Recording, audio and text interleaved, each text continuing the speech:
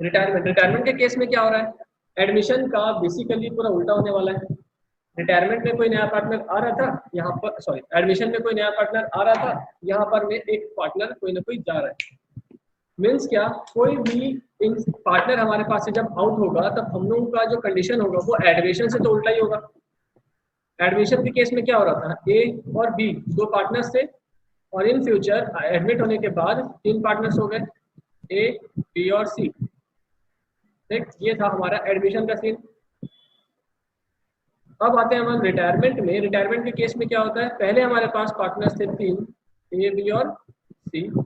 अब क्या हो रहा है, हमारे पास बचेंगे पार्टनर सिर्फ 2, ए और बी। क्लियर है? तो एडमिशन के केस में हमारे पास एक नया पार्टनर आ रहा था। नया पार्टनर आ रहा था, इट मीन्स हमने क्या किया, थोड़ा बहुत शेयर अपने तरफ से किसी नए पार्टनर को दिया था। ए के पास दिख रहा है इतना पूरा पोर्शन था, ए ने अपनी तरफ से इतना दे दिया और बी ने अपनी तरफ से इतना दे दिया, तो ये सी का हो गया। तो सी के पास जो ये पोर्शन आया वो किसने दिया, ए ने, और ये वाला पोर्शन जो आया वो किसके पास से आया है, तो बी से आया हुआ है। तो सी को जो एक्स्ट्रा मिल रहा है वो कहाँ से मिल रहा है, ए से। इसलिए सी अपने तरफ से बी को, सी ने क्या दिया था, ए और बी को जो अपने तरफ से पे किया था वो क्या था, गुडविल। मैंने किसी से शेयर लिया तो उसके बदले क्या दूंगा, पार्टनरशिप के बॉन्ड की लैंग्वेज में हम लोग दे रहे हैं गुडविल। क्लियर है? अब जब उल्टा होने वाला है, मींस सी जब जा रहा है, सी ने अपने तरफ का जो ये पोर्शन ऑफ शेयर है वो किसको देना है, ए को देना है, और ये पोर्शन शेयर किसको देना है, बी को देना है। तो अब क्या हो रहा है, उल्टा हो रहा है कि सी अपना शेयर बांट के जा रहा है।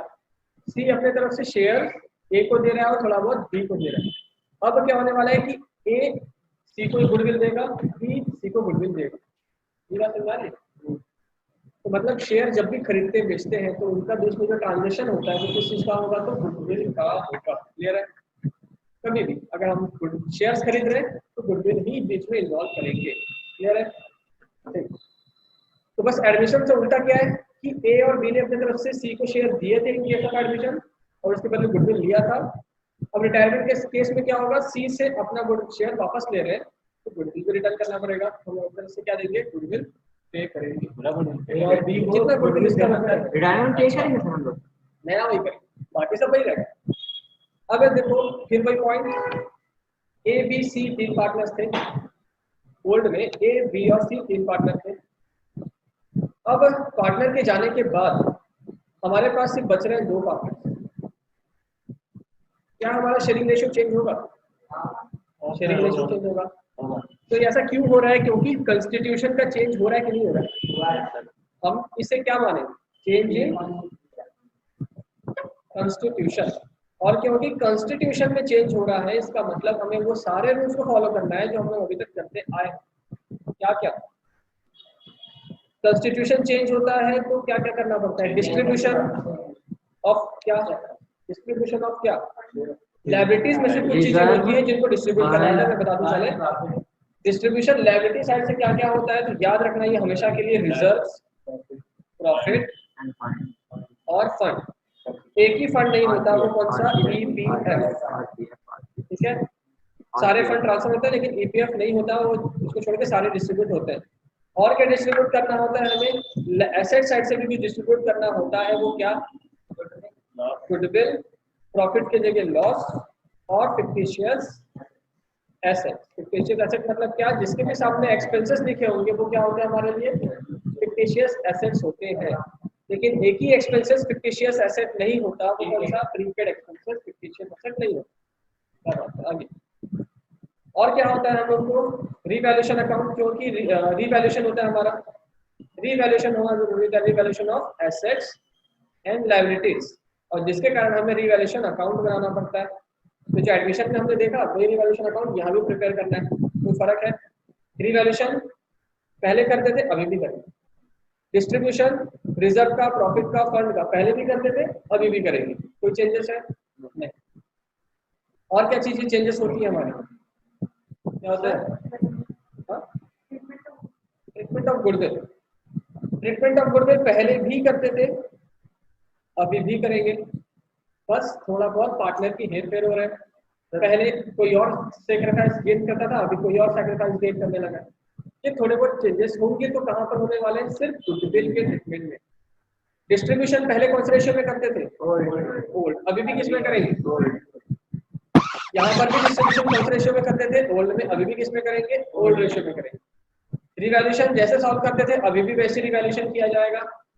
तो बस यहाँ पर अभी हमें चेंजेस को फेस करना है, तो किसके चेंज को फेस करना होगा? गुडविल का, ट्रीटमेंट ऑफ गुडविल। और जब भी ट्रीटमेंट ऑफ गुडविल की बात कर रहे हैं मतलब ये ओल्ड है कि न्यू? ये न्यू गुडविल की बात कर रहे हैं। क्लियर है? मतलब अगर आपका एडमिशन आता है तो इस चीज को सॉल्व करने में ज्यादा टाइम नहीं लगेगा। विदाउट ए केस में तो चेंज इन कॉन्स्टिट्यूशन, यहाँ जो हमने नाम पढ़ा, और चेंज इन कॉन्स्टिट्यूशन क्या होता क्या है? चेंज इन कॉन्स्टिट्यूशन, अगर हम लोगों का एग्रीमेंट चेंज करना पड़ रहा है किसी भी रीजन से तो वो हमारा चेंज इन कॉन्स्टिट्यूशन होता है। यहाँ पर एग्रीमेंट क्यों चेंज कर रहे हैं हम लोग? सीधी सी बात है भाई, पहले दो ही पार्टनर थे, अब तीसरा पार्टनर आ जाएगा, तो तीसरे पार्टनर को भी हमारे शेयरिंग रेशियो में इन्वॉल्व करना होगा। अब शेयरिंग रेशियो में इन्वॉल्व कर रहे हैं मतलब हमारा एग्रीमेंट क्या हो रहा है? चेंज हो रहा है। उसी चेंज इन एग्रीमेंट को हम क्या बोलते हैं? Change in constitution. और जैसे ही कॉन्स्टिट्यूशन चेंज होता है तो हमें कुछ कुछ चीजों को इफेक्ट देना पड़ेगा। तो कौन से इफेक्ट होते हैं? डिस्ट्रीब्यूशन। दो चीजों का डिस्ट्रीब्यूशन होगा दो तरीके से। एक लायबिलिटी में से कुछ चीजों को डिस्ट्रीब्यूट किया जाएगा और एक एसेट में से कुछ चीजों का डिस्ट्रीब्यूशन किया जाएगा। लायबिलिटी में से क्या क्या? Reserve, profit, fund. रिजर्व जिसके भी सामने रिजर्व लिखा होगा बांट देंगे। कौन से रेशियो में? ओल्ड रेशियो में।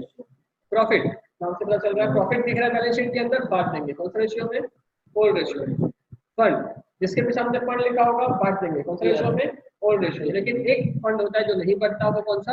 Employees provident fund. वैसे ही एसेट में से कुछ चीजें बांट देंगे। गुडविल दिखेगा ओल्ड रेशियो में, बांट देंगे।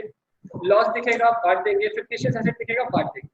बट होल एंड सोल हम लोग को ये जो डिस्ट्रीब्यूशन की बात की गई, ये कहाँ से डिस्ट्रीब्यूशन हो रहा है? From balance sheet. ये सारी चीजें हम लोग बैलेंस शीट की चीजों को ही बांटने की बात कर रहे हैं, इसके अलावा कुछ चीजें बांटने की बात नहीं की अभी तक। इसके बाद आते हैं रिवैल्यूएशन। बैलेंस शीट में कुछ और चेंजेस आएंगे। रिवैल्यूएशन जब नया पार्टनर ऐड होगा, मतलब हम लोग पे नया तरीके से फॉर्म रिव्यू हो रहा है। जब फॉर्म बनता है तो क्या हमें एसेट और लायबिलिटी की जरूरत नहीं पड़ती है? पड़ती है।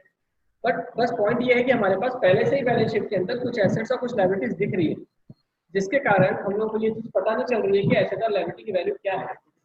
लेकिन नया पार्टनर आता है ना, तब आने के साथ साथ हमें एक और चीज करनी पड़ती है कि जब वो नया पार्टनर आएगा तो एक तरीके से ये हमारे लिए नया फॉर्म बन रहा है। जब नया फॉर्म बन रहा है तो हमारे पास न्यू एसेट और न्यू लायबिलिटीज होनी चाहिए। और न्यू एसेट और न्यू लायबिलिटी का मतलब क्या? हम लोग इसी का रिन्यूअल करेंगे। किसका रिन्यूअल करेंगे? एसेट और लायबिलिटीज का रिन्यूअल करेंगे। मींस मार्केट वैल्यू उसकी पता करेंगे। आज की डेट में उन एसेट की मार्केट वैल्यू क्या है, मतलब अगर आज की डेट में यही एसेट मैं खरीदने जाऊँ तो उसकी वैल्यू क्या होगी, है ना? तो आज की डेट में उस एसेट की वैल्यू हमें पता करनी है, और वो एसेट की वैल्यू को पता करना इज रीवैल्यूएशन। क्या होता है? रीवैल्यूएशन। और रीवैल्यूएशन कर रहे हैं इसलिए रीवैल्यूएशन अकाउंट बनाना होगा। क्लियर है? तो इसलिए हम लोग को ये भी ट्रीटमेंट करना पड़ेगा रीवैल्यूएशन करने का हमारे एसेट्स का और लायबिलिटीज का। तो अब इन जनरल ये समझ जाओ कि डिस्ट्रीब्यूशन वाला टॉपिक चाहे वो लायबिलिटीज का हो या डिस्ट्रीब्यूशन किसी एसेट का हो या हम लोग रीवैल्यूएशन का पार्ट पढ़ रहे हो, ये तीन चीज तो ऐसी है जो हम लोग पिछले 3 चैप्टर से कंटिन्यूअसली वही पढ़ते आ रहे हैं। चेंज इन रेशियो में भी सेम ये चीज पढ़े, एडमिशन में भी ये चीज पढ़े, अब रिटायरमेंट में भी ये चीज पढ़े। क्लियर है? इस सोल्यूशन में नहीं होगा, पढ़ लिया गया। अभी यहाँ तक ये चीजें सेम होने वाली है विदाउट। ये तीन चीज समझ लो, हम लोग कुछ भी नया पढ़ने वाले नहीं। ये वाला, ये वाला, ये वाला। ट्रीटमेंट ऑफ गुडविल भी हम लोग को वही करना है, टेक्निकली वही करना है, बस हम लोग को नाम अलग दिखेगा। Treatment of goodwill, new goodwill जब भी बढ़ता है कौन से रेशियो में? Gaining sacrifice. हमारा जो मेन थीम होगा वो क्या होगा? Gaining partners capital account debit to sacrificing partners capital account. चाहे वो एडमिशन में करें, रिटायरमेंट में करें, या फिर हम लोग उसमें करें, क्या था, चेंज इन शेयरिंग रेशियो में करें, किसी में भी करें, हर बार यही कॉन्सेप्ट लगेगा। टेक्निकल कॉन्सेप्ट यही लगेगा, क्या वाला? Gaining partners capital account debit to sacrificing partners capital account. अगर हम लोग को पहचानना आता है कि कौन गेनिंग पार्टनर है, कौन सैक्रिफाइसिंग पार्टनर है, तो तुम्हें तो कोई दिक्कत ही नहीं होगी। कोई डाउट यहाँ तक? अंदर आपको कोई डाउट? ठीक। अभी जो डिस्ट्रीब्यूशन का टॉपिक में उससे ज़्यादा टाइम नहीं खाएंगे। मैं गुडविल के केस में थोड़ा बता रहा हूँ। Treatment of treatment of goodwill एक साथ आप लिखेंगे बहुत कुछ, अभी कुछ समझिए। ट्रीटमेंट ऑफ गुडविल की बात जब भी आएगी तुम्हारे माइंड में एक चीज होनी चाहिए, कौन सा गुडविल होगा? ओल्ड की न्यू सर न्यू। ओल्ड की न्यू। जब भी ट्रीटमेंट ऑफ गुडविल की बात आ रही होगी वो कौन सा गुडविल होगा, न्यू गुडविल होगा, सिर्फ उसी की बात कर रहे हैं। क्लियर है? हमें ध्यान देना है कि कौन गेन कर रहा है। लास्ट टॉपिक भी अपन लोग देखे थे, एडमिशन के केस में देखे थे कि अगर दो पार्टनर्स पहले थे फिर बाद में आ जाते हैं 3 पार्टनर ए बी और सी। सीधी सी बात है, कॉमन सेंस की बात है कि ए को सेक्रीफाइस हो और बी को सेक्रीफाइस हो। ठीक है, मतलब ये कि ए जो पुराना बैठा था, बी जो पुराना बैठा है, उसको क्या होने वाला है, सेक्रीफाइस होने वाला है। ये हमारा क्या सिचुएशन था, नॉर्मल सिचुएशन था, एकदम ऑर्डिनरी सिचुएशन। आज बात समझ में? हाँ सर। अगर मैं अकेले घर में रहता हूँ और मेरे साथ, मैं अगर पीजी में हूँ, मैं किसी बाहर रहता हूँ, अपने सिटी से बाहर, स्टेट से बाहर रहता हूँ, सिटी से बाहर रहता हूँ, तो मुझे पीजी में रहना होगा। तो मेरे पीजी एक 2 रूम का है, उसमें मैं अकेला रहता हूँ, मतलब पूरा रूम, पूरे 2 रूम मेरे अकेले के लिए। अब कोई नया पर्सन आता है मेरे पीजी में, तो मुझे क्या करना पड़ेगा, रूम शेयर करना पड़ेगा, मतलब मुझे सेक्रीफाइस करना पड़ेगा। मैं जब मतलब मेरे पास कोई नया पर्सन आने से मुझे सेक्रीफाइस होगा कि नहीं होगा? तो ये नॉर्मल सिचुएशन होगी। ठीक, लेकिन मान लो मैं अकेले घर में रहता हूँ, मेरा खुद का घर है, मेरे घर वाले बोलते हैं कि तुम्हारा घर तो क्या बोलते हैं, नॉर्मल सिचुएशन देखो फिर से, तुम्हारे पास एक घर है, तुम लोग अपने घर में रहते हो, पीजी वीजी नहीं, तुम्हारा खुद का घर है, तुम्हारे पास थोड़ा बड़ा घर था, तो तुम्हारे घर वाले बोलते हैं इतने बड़े घर में तुम अकेले क्या रहोगे, इसे एक पीजी रख लो, तुम्हारे को पैसे मिलने लगेंगे। वो भी हो, हमने रूम शेयर किए, सेक्रीफाइस होगा कि नहीं हमारे रूम का, होगा। दूसरा सिचुएशन में ऐसा ध्यान दो, तुम्हारे पास एक घर तो है लेकिन तुम बड़ा भी है, लेकिन तुम चाहते नहीं उसको शेयर करना। तुम्हारे पापा क्या करेंगे, बोलेंगे कि तुम्हें मैं ऊपर तुम्हें उससे भी बड़ा घर बना के देता हूँ, तुम नीचे वाला जो रूम है उसको किसी को रेंट पे दे दो, तो तुम अभी शेयर कर रहे हो, लेकिन तुम्हें पहले से ज्यादा घर मिलता है, बड़ा घर मिलता है। पॉसिबल है कि नहीं है?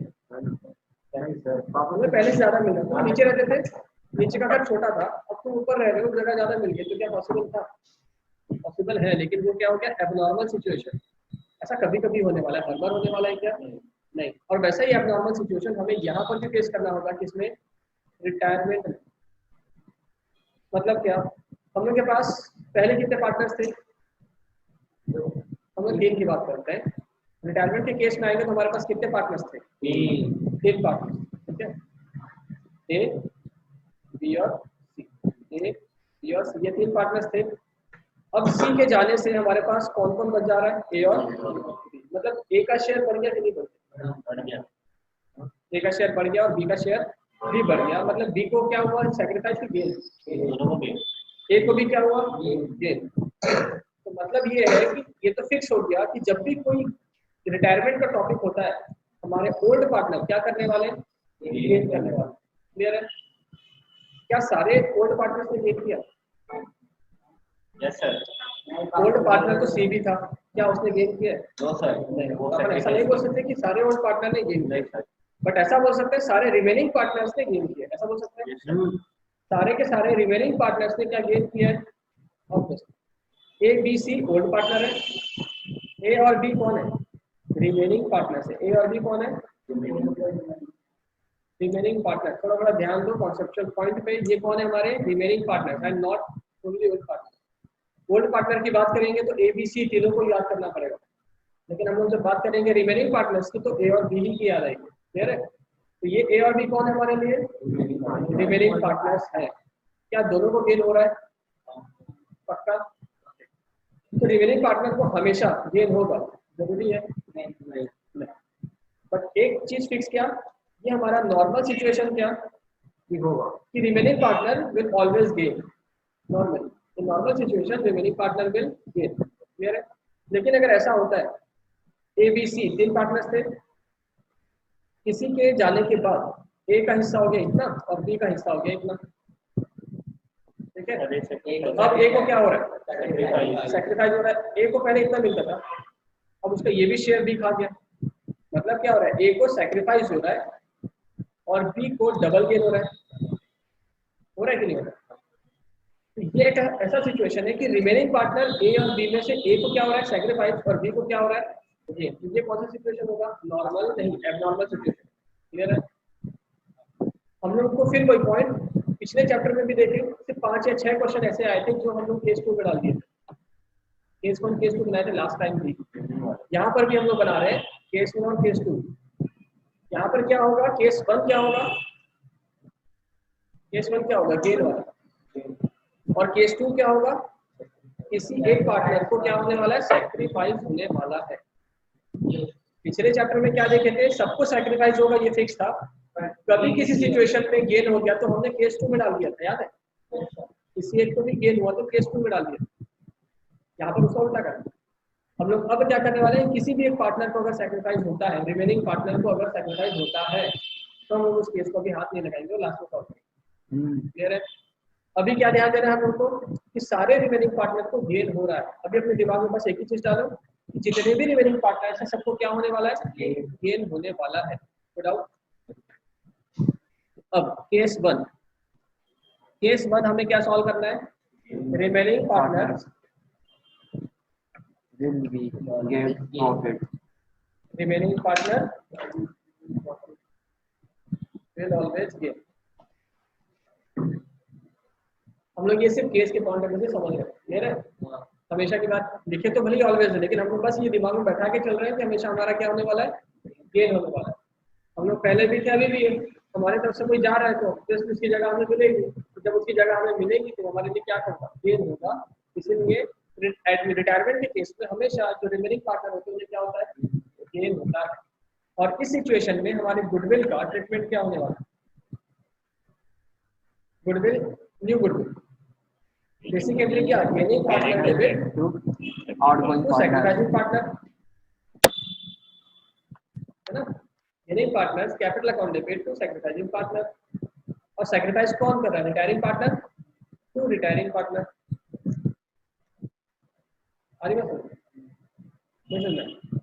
लेकिन यहाँ सेक्रीफाइस कौन कर रहा है, सी सेक्रीफाइस कर रहा है, अपने तरफ से शेयर नहीं भी जा रहा है दोनों को, तो वो सेक्रीफाइस करके जा रहा है। तो इसलिए सेक्रीफाइस तो ये फिक्स हो गया कि रिटायरिंग पार्टनर क्या करता है, सेक्रीफाइस करता है, इसलिए हम उसको क्रेडिट बैठाएंगे। तो जब तक हमारे पास सेक्रीफाइसिंग पार्टनर नहीं है, मतलब केस 1 में, तब तक हम लोग इस चीज को भूल जाते हैं। हमारी एंट्री क्या होने वाली है, gaining partner debit to retiring partner. Clear है?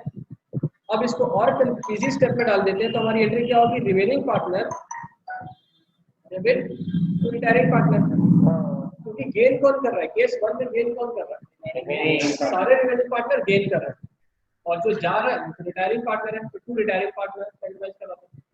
अब इन शॉर्ट हमारी जब एंट्री पास होगी, हमारी एंट्री क्या होगी, remaining partners capital account debit to retiring partner. पिछले एग्जांपल को देखा जाए तो हमारे रिमेनिंग पार्टनर कौन कौन, ए और बी। रिटायरिंग पार्टनर कौन, रिमेनिंग पार्टनर कौन, ए और बी। और रिमेनिंग पार्टनर कौन, ए और बी। सर आप गलत ए और B, remaining partner. Remaining partner कौन, ए और बी। Retiring partner C. तो हमारी एंट्री पास होती है तो remaining partner A capital account debit, B capital account debit, और टू सी कैपिटल अकाउंट। ये एंट्री है। एक बार पूरा सर क्या, सर से क्या पूरा पक्का आर से हाँ चिकना चल रहा है, पूरा जेट तो जा रहा है। ज्यादा है। ऐसा वो फोकस नहीं कर पा रहा। संडे उसके एंट्री ना चलो ठीक सर, मैं के बाद ये अभी नहीं मेरे आ गया अभी नहीं, मैं बस फोकस नहीं कर पा रहा हूँ वैसे। अभी फोकल रिवाइज कर दूं कि क्लियर हो गया? नहीं वो तो है, क्लियर है, क्लियर है। क्लियर। अभी तक का मैं क्या क्या बताया, अभी तक का रिटायरमेंट के केस में एक ध्यान देना है कि डिस्ट्रीब्यूशन करना है लायबिलिटी साइड से कुछ, कौन सा रेशियो में, होल्ड रेशियो में, ये सिंपल था। फिर एसेट साइड से कुछ डिस्ट्रीब्यूट करना है, कौन सा रेशियो में, होल्ड रेशियो में। थर्ड पॉइंट है कि हमें गुडविल का ट्रीटमेंट करना होगा। जब भी ट्रीटमेंट में गुडविल के ट्रीटमेंट की बात करेंगे, न्यू गुडविल की बात कर रहे हैं, नॉट न्यू रेशियो, सैक्रिफाइसिंग और गेनिंग रेशियो। और इसकी एंट्री क्या होती है, remaining partner debit to retiring partner. हमें रिमेनिंग पार्टनर को माइंड में रखना है, रिटायरिंग पार्टनर को माइंड में रखना है और एंट्री पास कर दिए। रिमेनिंग पार्टनर हमेशा ए और मतलब रिमेनिंग पार्टनर हमेशा डेबिट होंगे और रिटायरिंग पार्टनर हमेशा क्रेडिट होगा। बस केस 1 के तक जब तक रहेगा तब तक, केस 1 में मतलब किसी को सैक्रिफाइस नहीं हो रहा है, ये कॉन्सेप्ट में जब तक है तब तक की बात कर रहे हैं। रिमेनिंग पार्टनर हमेशा क्या होंगे, debit to retiring partner. Clear है? तो रिटायरमेंट के केस में ये एंट्री याद कर लो, remaining partner to retiring partner. 5-6 बार बोलो अभी के अभी, उनको याद हो जाएगा। डाउट है यहाँ तक के? Remaining partners capital account debit to retiring partners capital account. Goodwill का डेट, ठीक है।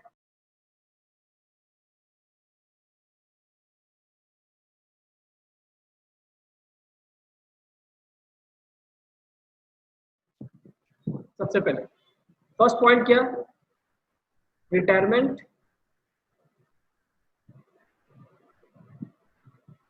इज अ टाइप ऑफ या part of change in constitution, ठीक है। हमारे फर्म का कॉन्स्टिट्यूशन चेंज हो रहा है क्योंकि दो पार्टनर्स थे, अब हमारे पास तीन पार्टनर्स थे, एक पार्टनर निकल गया तो हमें एग्रीमेंट चेंज करना पड़ेगा। पहले तीन लोग को क्या क्या मिलता है वो देख रहे थे, अब हम लोग को रिटायर एग्रीमेंट में लिखना पड़ेगा दो दो पार्टनर का क्या क्या मिलने वाला है। तो ऑब्वियसली हमें एग्रीमेंट चेंज करना पड़ेगा, and change in agreement is a change in constitution.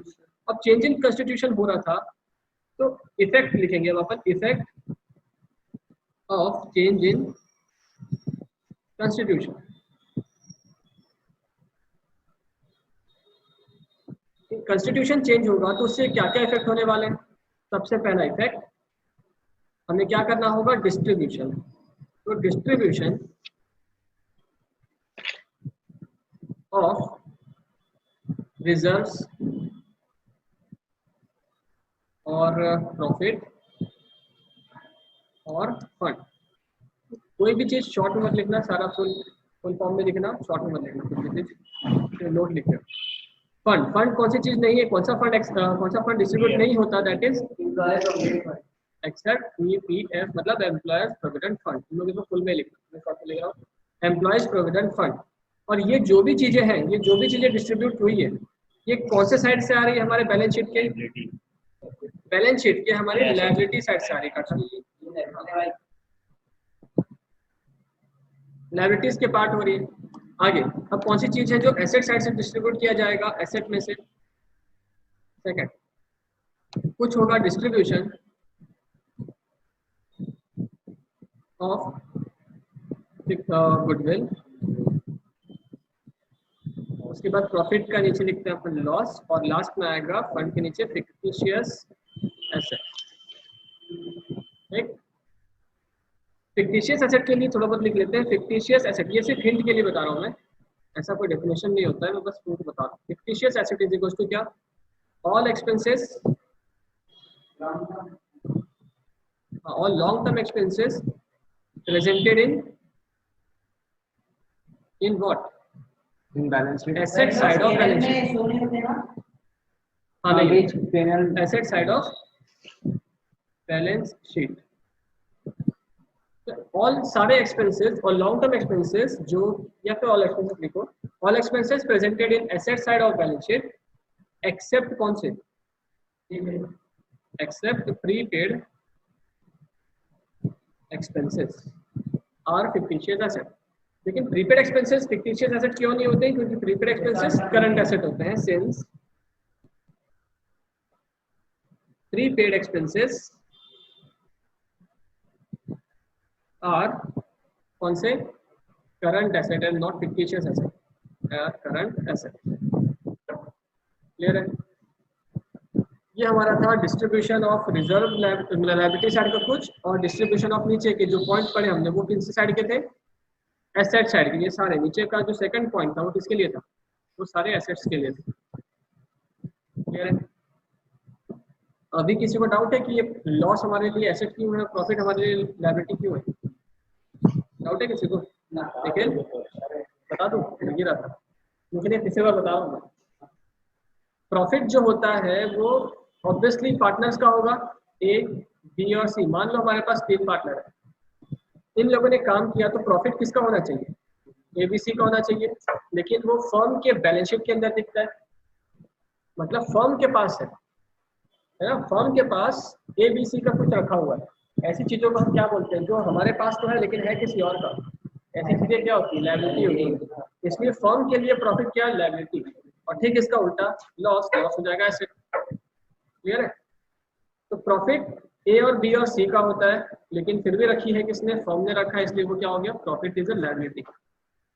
Third case क्या होगा, पहला डिस्ट्रीब्यूशन, दूसरा डिस्ट्रीब्यूशन, और तीसरा क्या होगा, revaluation. Revaluation of assets and liabilities. क्योंकि नया पार्टनर आ रहा है, कंस्टिट्यूशन नया हो रहा है, तो एक तरीके से हम लोग एक नया फॉर्म क्रिएट कर रहे हैं। जब नया फॉर्म क्रिएट कर रहे हैं तो ऑब्वियसली हमारे पास एसेट और लायबिलिटी सब न्यू होने चाहिए। भले ही न्यू एसेट और लायबिलिटी तो खरीद के लाएंगे नहीं, लेकिन एटलीस्ट हमको ये तो करना होगा कि उसकी आज की मार्केट वैल्यू पता करनी होगी। जितने भी एसेट्स हैं और जितनी भी लायबिलिटीज हैं, एक्सटर्नल एसेट और एक्सटर्नल लायबिलिटीज हैं, उन सारे चीज़ों को हमें क्या करना होगा, रिवैल्यूएट करना होगा। और रिवैल्यूएशन करने से हम लोगों को पता चलेगा कुछ एसेट की वैल्यू चेंज हो रही है, अप डाउन हो रहा है, तो उसके लिए हमें रिवैल्यूएशन अकाउंट भी बनाना होगा। तो हमारा तीसरा इफेक्ट क्या होता है चेंज इन कंस्टिट्यूशन से, तो रिवैल्यूएशन। क्लियर है? और चौथा, बस इतने इफेक्ट होते हैं चेंज इन कंस्टिट्यूशन के कारण। ठीक है, अब नेक्स्ट और क्या पॉइंट है, नया पार्टनर आता है, नया पार्टनर आने से हम लोगों को गुडविल का भी ट्रीटमेंट करना होगा। तो हम लोग को एक और चीज करनी पड़ेगी यहाँ पर, ट्रीटमेंट ऑफ न्यू गुडविल। नए गुडविल का ट्रीटमेंट। अब तुम लोग के पास ऑप्शन है, मैं दोनों ऑप्शन रख देता हूँ। एक पॉइंट ये, gaining partners capital account debit, gaining partners capital account debit to sacrificing partners capital account. ठीक है, गेनिंग पार्टनर कौन है हमारे पास? अभी जो नॉर्मल एग्जांपल देखते हैं हम लोग, कौन सा वाला, ए और बी, ए बी और सी थे, सॉरी ऐसा कुछ इनका शेयरिंग रेशियो था। अब नया पार्टनर कौन कौन बच गए, रिमेनिंग पार्टनर ए और बी, मतलब सी और सी का जो पार्ट था वो किसको मिल गया, ए और बी। तो गेन कौन कर रहा है? इसलिए ए और बी हमेशा क्या होंगे, डेबिट। और सैक्रिफाइस कौन कर रहा है, सी जा रहा है, सी दे के जा रहा है, तो सी सैक्रिफाइस कर रहा है। तो ये भी तुम्हारे पास है, याद रखने लायक। क्या तुम लोग दूसरा पॉइंट याद रख सकते हो, remaining partner debit, remaining partners capital account debit to what, to retiring partners capital account.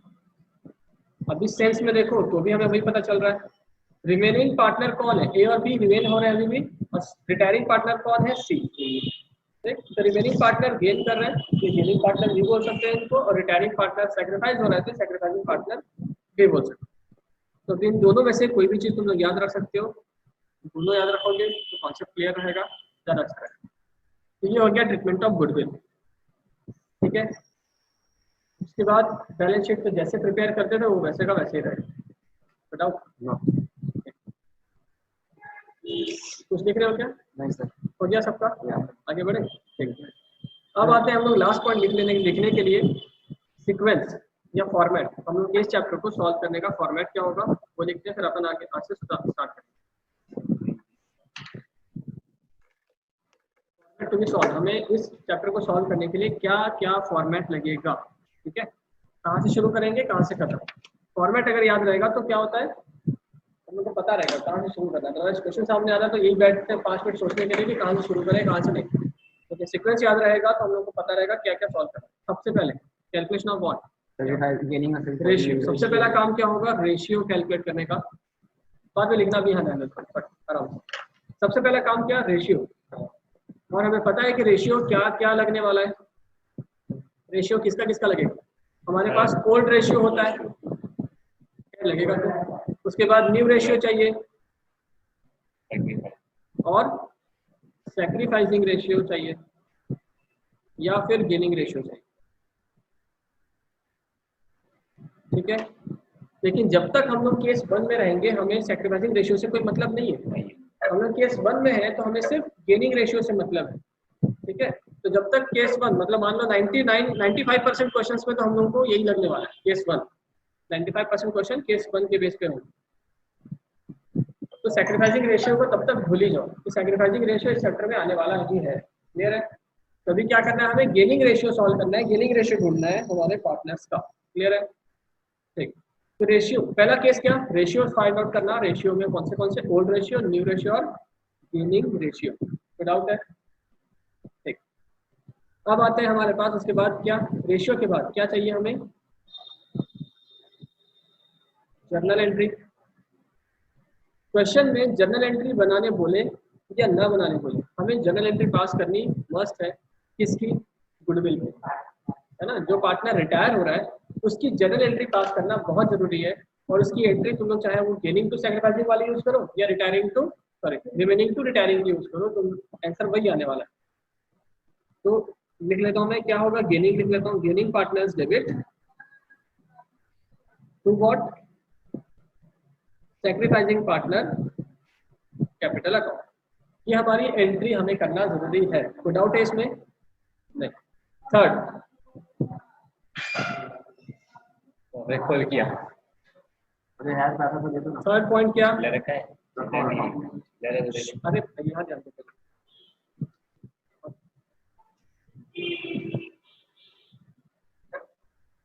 Third case क्या है हमारे पास?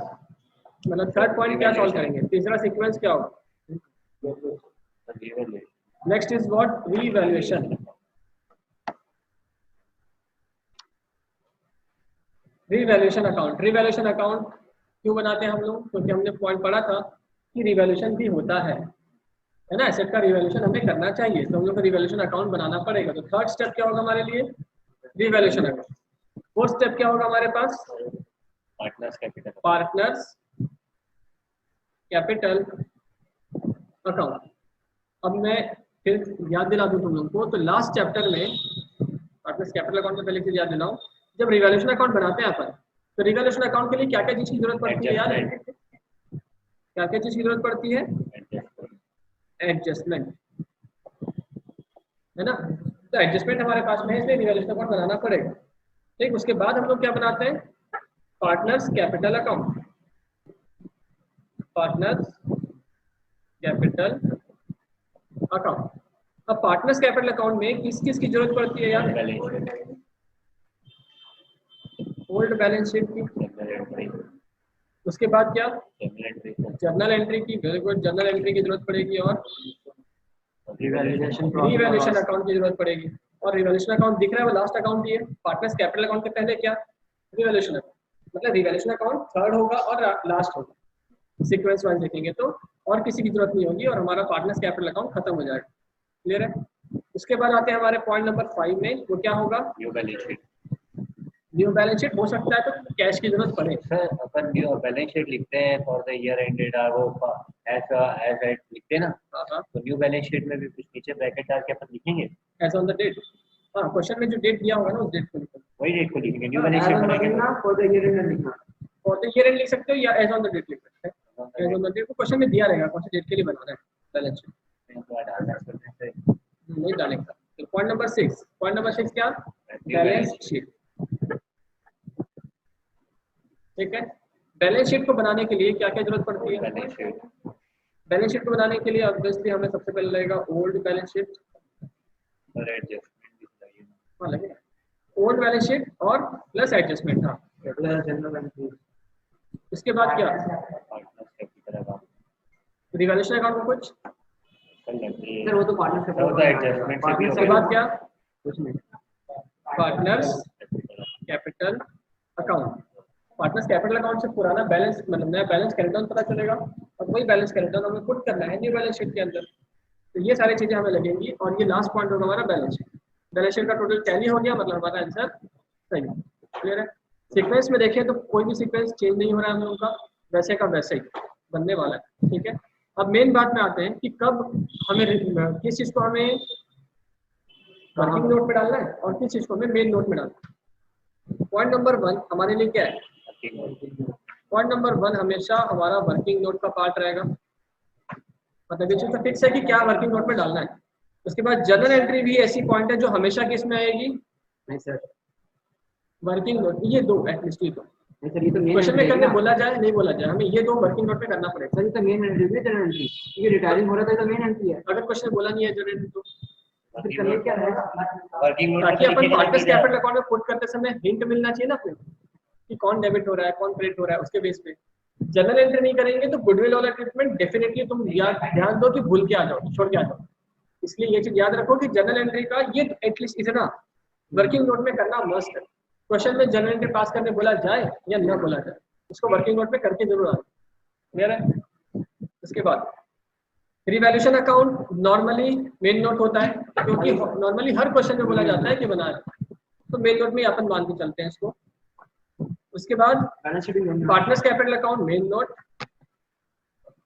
और उसके बाद कैश अकाउंट का तो क्वेश्चन पे छोड़ दो क्या बोला जा रहा है, और बैलेंस शीट मेन नोट, ठीक है, अकाउंट नहीं मेन नोट।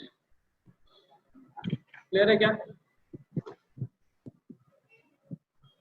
ठीक है, तो फिर वही बता रहा बात फिर से कि वर्किंग नोट और मेन नोट को कभी मिक्स मत करना, जो भी चीज होनी चाहिए वो एक साइड होनी चाहिए। हम लोग जब तक वर्किंग नोट खत्म नहीं करेंगे तब तक मेन नोट स्टार्ट नहीं कर सकते, या अगर तुम चाहते हो मेन नोट पहले बनाना तो मेन नोट के लिए पूरा जगह छोड़ देना, उसके बाद वर्किंग नोट स्टार्ट करना, कभी मिक्स नहीं होना चाहिए हमारा, ठीक है? ठीक। ये सीक्वेंस अगर समझ में आ गया तो आगे बढ़ सकते हैं अपन।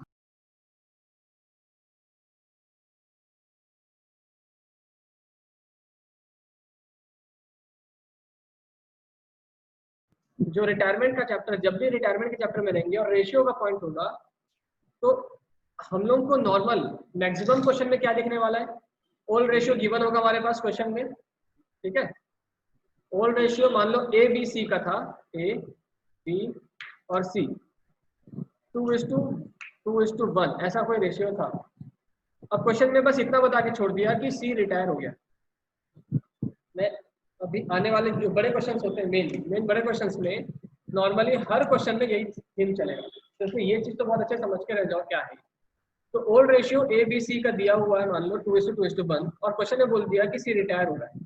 इतना क्वेश्चन देके छोड़ दिया ना, तो इसका मतलब ये हमारा न्यू रेशियो क्या बनेगा, 2:2। सी को हटा दो, बचा कितना 2:2।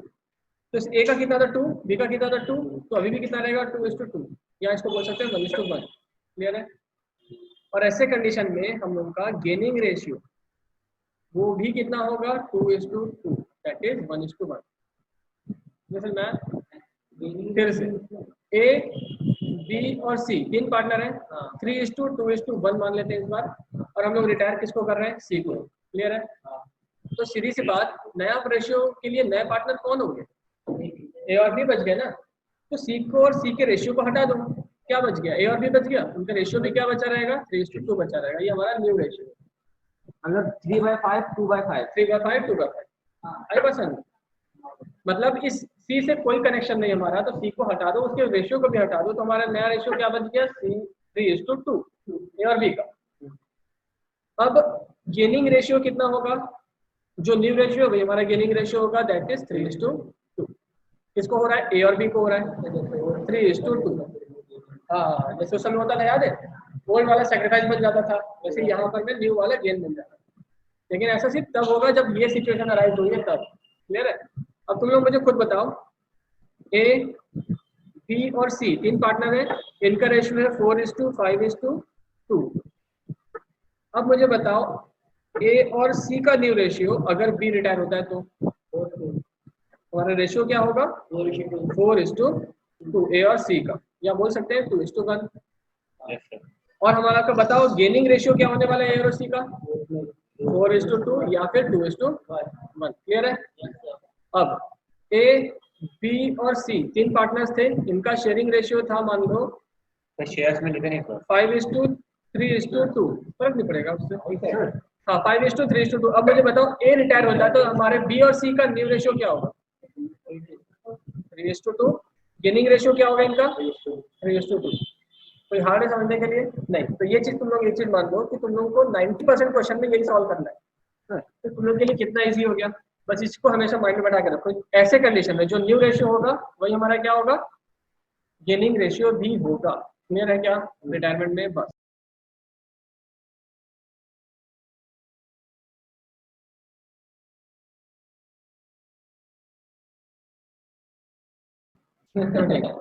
ए बी सी तीन पार्टनर है, उनका शेयरिंग रेशियो क्या दिया, ए का दिया 1/2 2/5 और तीसरे का 1/10। क्या तीनों का डिनोमिनेटर सेम दिख रहा है? नहीं अच्छा नहीं हो रहा है। तो सबका सेम करने के लिए क्या करना पड़ेगा, इसको भी 10 में कन्वर्ट करो, इसको भी 10 में कन्वर्ट करो। तो 1/2 में कितना मल्टीप्लाई करेंगे 5 ऊपर के उतना ही करेंगे 5/5 ए के लिए। बी के लिए 2/5 था तो नीचे 2 तो ऊपर भी 2, और सी के लिए ऑलरेडी 1/10 है, मतलब 10 का 10 ही है, तो ये हो गया 5/10 ये हो गया 4/10 और ये हो गया 1/5। क्लियर है? इसको रेशियो का ये हमारा रेशियो बन गया, नीचे सबके 10 दिख रहा है और 5 + 4 + 1 करते हैं वो भी 10 आ रहा है, मतलब हमारा न्यू रेशियो ओल्ड रेशियो कितना है 5:4:1। ये हमारा ओल्ड रेशियो हमारे पास अवेलेबल था फॉर ए बी एंड सी।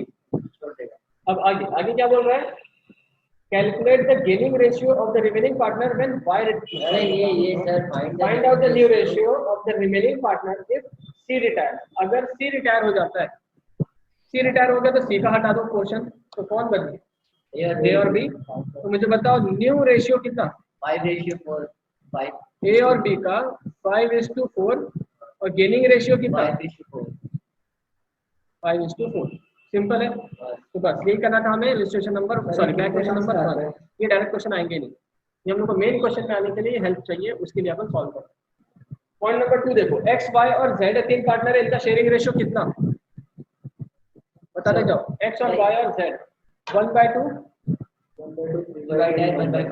3/10 और तीसरे का है जेड का है 1/5। फिर सबका नीचे का अलग अलग दिख रहा है, हम लोग क्या करेंगे कॉमन करना है। सबसे बड़ा 10 है तो 10 कितना लाते हैं 2 में कितना ऊपर 5 नीचे भी 5 कितना आएगा 5/10। ये तो ऑलरेडी 3/10 है और इसमें नीचे 2 ऊपर 2 दैट इज आएगा 2/10। तो आंसर आ गया हमारा 5:3:2। ये कौन है एक्स का वाई का और जेड का। अब इसमें कौन रिटायर हो रहा है, calculate the gaining ratio when the remaining partner when Y retires from the firm. जब वाई रिटायर हो रहा है, वाई रिटायर हो गया मतलब एक्स और जेड बच रहे हैं, तो वाई का पोर्शन हटा दो वहां से, तो एक्स और जेड का न्यू रेशियो कितना 5:2 और गेनिंग रेशियो भी कितना 5:2। हमें क्वेश्चन में पूछा कि गेनिंग रेशियो कितना हो तो निकाल लेंगे। क्लियर है, बस यही करते जाना है।